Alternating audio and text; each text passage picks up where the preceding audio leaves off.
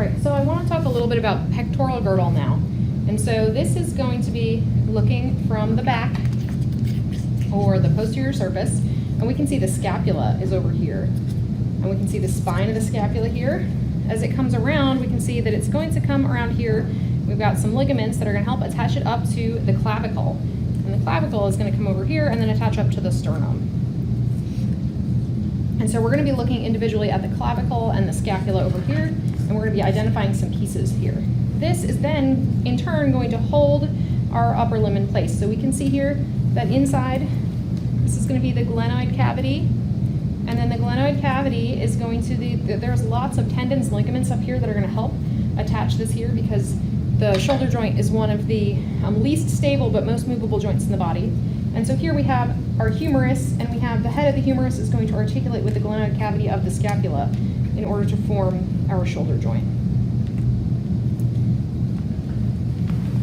All right, so now we're going to look at the scapula and clavicle individually. This is going to be sort of the right side. This would be medial. So medial is over here, lateral is over here. This is anterior or towards the front, and then posterior and towards the back. So if we start with the clavicle over here, you should be able to feel this. This is your collarbone, and you can actually feel this curve over here. And this part right here is going to attach up to the sternum. So this part is going to be the sternal end of the clavicle. And then you can see how it kind of curves down first and then up, and this is going to be the acromial end of the clavicle. And that acromial end of the clavicle is then going to come up here and articulate with the acromion process of the scapula. If we flip this clavicle over to look at this sort of posterior side or inferior side, then you can see it's a little bit rougher on this inferior side, whereas the anterior or superior surface is going to be much smoother. Right, so this is kind of how you would feel your collarbone over here. So this is the clavicle. We need to be able to identify the clavicle and know that this is the sternal end, and the sternal end is sort of flatter on this side, whereas the acromial end is like a little bit sharper and a little bit comes more to a point.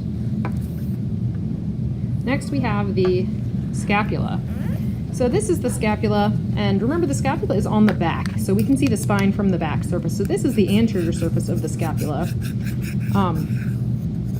And on this anterior surface of the scapula, there's not much to know right now, but we can see how this part right here is going to be the glenoid cavity, and then we can see that our spine of the scapula is over here on the posterior side. So here's our spine of the scapula over here.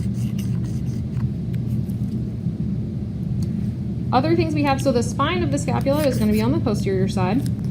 This is going to be inferior, so this, like most of the blade of the scapula is inferior with just a little tiny bit anterior, or superior, excuse me. It's just a little bit, a very smaller amount superior. So we have the spine of the scapula, and the spine of the scapula is continuous with the acromion process of the scapula. And remember, this is going to be articulating with the acromial end of the clavicle.